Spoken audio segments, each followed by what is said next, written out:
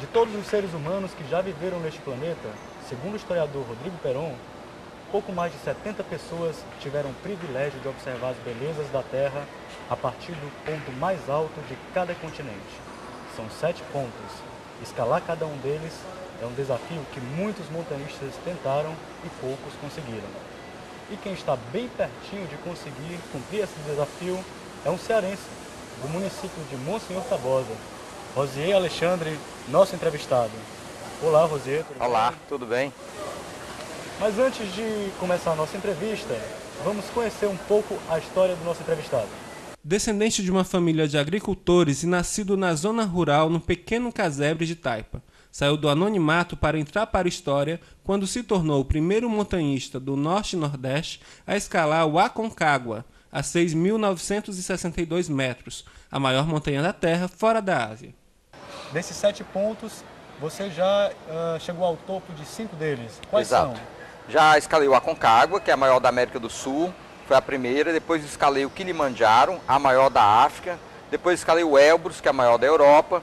Escalei o Carstens, que é a maior da Oceania. E agora, mais recente, em junho de 2012, escalei o McKinley, que é a maior da América do Norte. Portanto, dos 7, tem 2 etapas a cumprir. A próxima agora em janeiro, quando dia 4 estou partindo do Brasil para a Antártida para escalar o Vinson, será a 6ª etapa. E aí fica restando uma etapa que é a Ásia, que deve acontecer em abril e maio de 2014, quando vou escalar o Everest. Qual dessas foi a expedição mais desafiadora?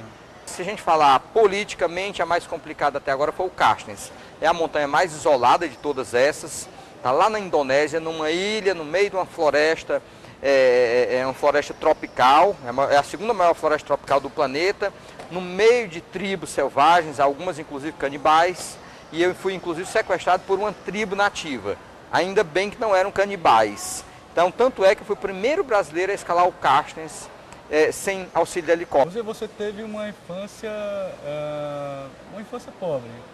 E a gente falou também na abertura que o montanhismo é um esporte para poucos, não só pela coragem, mas também porque é um esporte caro. Como é que você enfrenta também esse desafio? Na infância nem sonhava que um dia eu me tornaria um escalador. Com o passar do tempo, comecei a ler sobre relatos de outras expedições, de outros montanistas escalando montanhas, e aí fui trabalhando, a vida foi rolando, comecei a escalar montanhas sem grandes pretensões, nunca imaginava que ia escalar os 7 cumes. Depois de algum tempo começaram a chegar os patrocinadores, um apoiador, depois um outro, e aí foram dividindo comigo todo o investimento, que realmente é um esporte hoje muito caro. Quanto tempo você passa se preparando fisicamente para aguentar os 25 dias da expedição? Pelo menos, como eu já treino continuamente, eu volto uma expedição, só o tempo de me recuperar para continuar na próxima é 5 meses. Mas se eu tiver parado e for escalar uma montanha, depois de 2, 3 anos parado, eu preciso pelo menos 1 ano de preparação física para ter um bom desempenho numa montanha. Ao cumprir, que a gente acredita que você vai conseguir cumprir o projeto 7 cumes, ao chegar ao topo do ponto culminante de cada continente, você já tem um novo projeto em vista, já planeja algo? Depois de concluir os 7 cumes, o mundo é muito pequeno, tem muita coisa que eu gostaria de fazer. Quem sabe visitar os 2 polos, Polo Norte, Polo Sul. Tem um paizinho que chama-se Nauru, é um país bem pequeno. Eu tenho vontade de no mesmo dia dar uma volta nele de caiaque e contornar ele de volta, correndo, enfim. Algumas curiosidades, o mundo tem tanta coisa curiosa para a gente conhecer, não vai faltar aventura para a gente fazer depois disso. É isso aí, do Ceará para o topo da terra, Rosier Alexandre. Muito obrigado pela entrevista, Rosier. Obrigado a você.